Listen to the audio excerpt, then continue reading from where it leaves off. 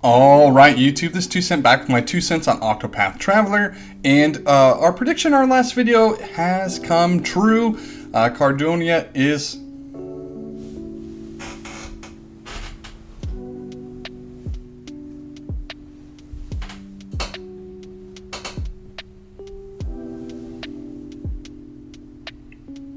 Cardonia is the next unit that's coming to Octopath Traveler, going to be coming tomorrow, and here I'm just going to give you guys a nice kind of a preview, do a little bit of comparison to the other merchants that we already have, and then kind of give you a look ahead of how long do I think she's going to be relevant before another kind of merchant comes along that I think would be somebody you'd probably rather have over her. So let's get into it. Alright, so here's just a quick look at the stat pool here. An okay amount of attack and an okay amount of magic here. Our merchants aren't, normally ones who are going to be hitting the hardest or, anything like that. So we are in the range for that. The speed is also pretty low for what you would think most of your units have, but that's also something that merchants kind of deal with. So yeah, as we kind of look at the other little merchants that we already have, you'll see that it's not horrible, but it's not great either. But there is a little bit of her kit that kind of helps out with this that we'll kind of get into next. Alright, so taking a look at the skills here, let's kind of parse these apart a little bit. Let's look at the ones highlighted in our kind of yellow there.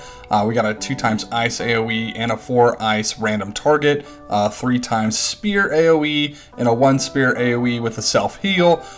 So definitely what we're looking at here is a unit that's going to have more kind of viability on shield breaking for spears than probably what we currently have or that you're currently used to. So that is going to be nice. On top of this, ice, capabilities here, we've talked about in my previous video, if you kind of looked on that, about the Varkin Cup prep. This is why this unit's going to be really useful for that. Going to be able to kind of pair that spear and those ice attacks to be, viable for the entire fight. So if you're curious about that, I'll probably link that video at the end of this one in case you want to go back and kind of see what units to be working on for that as well.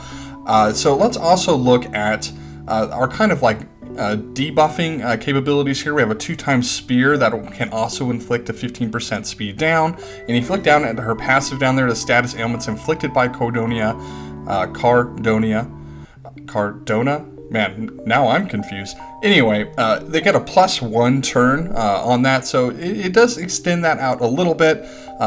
It's one of those things like a speed down only really matters if you can speed down enough to make a difference between who else you have going on your team. So it is useful in some ways, and then other times it may not help at all. She does give herself a 20% speed up plus her ally, so that's what I was talking about a little bit for kit is going to help her with that kind of speed aspect. And then another one here that I want to focus on is this priority single ally heal with an AoE taunt.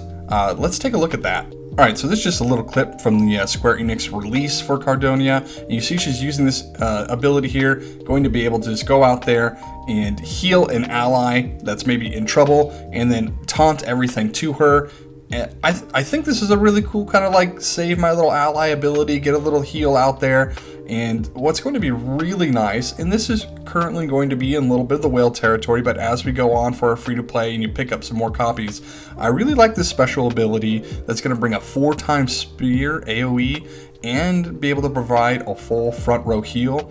Now your magic stat isn't through the roof on this unit, but that full front row heal at 90 power is going to, 250 heal strength, going to be pretty good, kind of help your team out there. So I do like that. Gives you that nice shield break and gives you some HP. I like it when we can combine two things together. Now, also talking a little bit about that kind of whale territory is that we have the Awaken 4 accessory, that 20 magic, 20 defense, 100 SP, along with that 50% spear and ice damage up. This is going to be nice. It's going to be able to round out this unit of being able to have that tanking role and provide that extra sort of damage. And then 100 SP on top of that's going to make your, your ability to use abilities better, more often. So I do like that. I actually find myself really liking this unit. So let's just take a look on how she compares a little bit to our current 5-star merchants. All right, so of course I'm talking about Gilderoy and Tressa. So let's take a look to see how they compare stat-wise first. All right, so we can see that her HP is going to be in the kind of, you know, I wouldn't say necessarily the middle, very close to Gilderoy, but quite a bit more than Tressa. SP, she's going to be tied with Tressa at, so we don't have to worry about that at all. Attack just below Tressa again on that. And then as far as defense goes, Gilderoy going to be the powerhouse in that area with an extra 20, but she does have 20 over Tressa. So right in the middle there again. And then we have our magic stat, which is going to be kind of our lowest area on here at that 305. Still better than Gilderoy, but we're kind of wanting to utilize those ice attacks, but they're probably, like I said, going to end up being more for just shield breaking and not expect huge amounts of damage on that. Our magic defense going to be a little bit lower than these guys at 280 versus the 285 or 300 that we have for our other two here. A little bit lower crit. Probably not enough to make a huge difference. Once again, in the middle between these two here.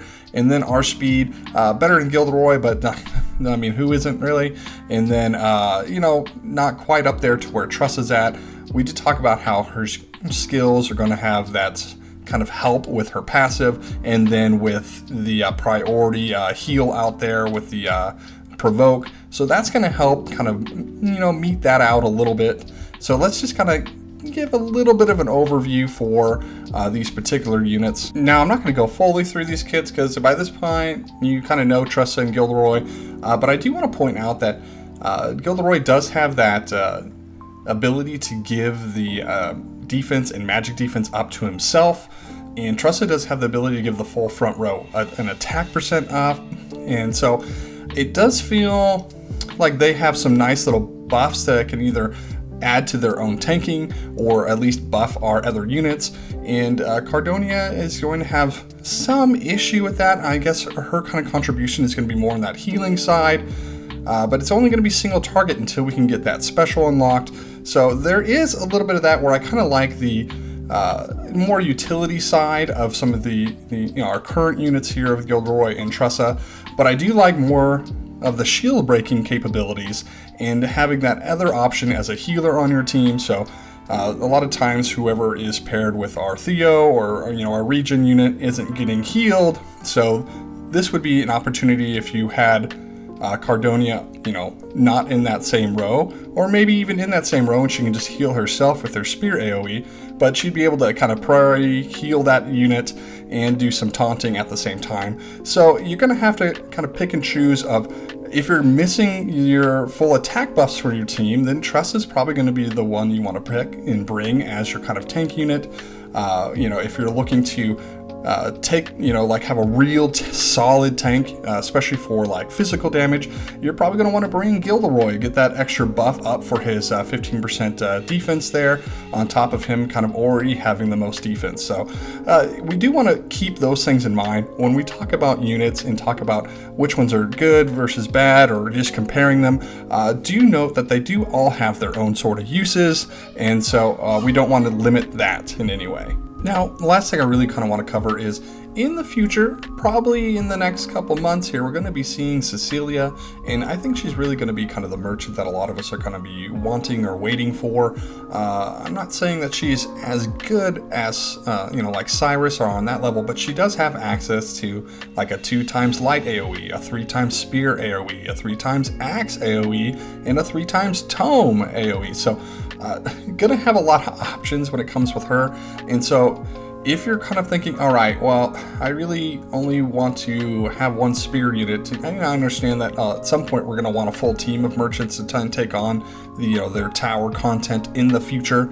But if you're kind of thinking, okay, I need to pick and choose, maybe you already have Gilderoy or Tressa and you're okay with them, then maybe you're going to hold off for Cecilia.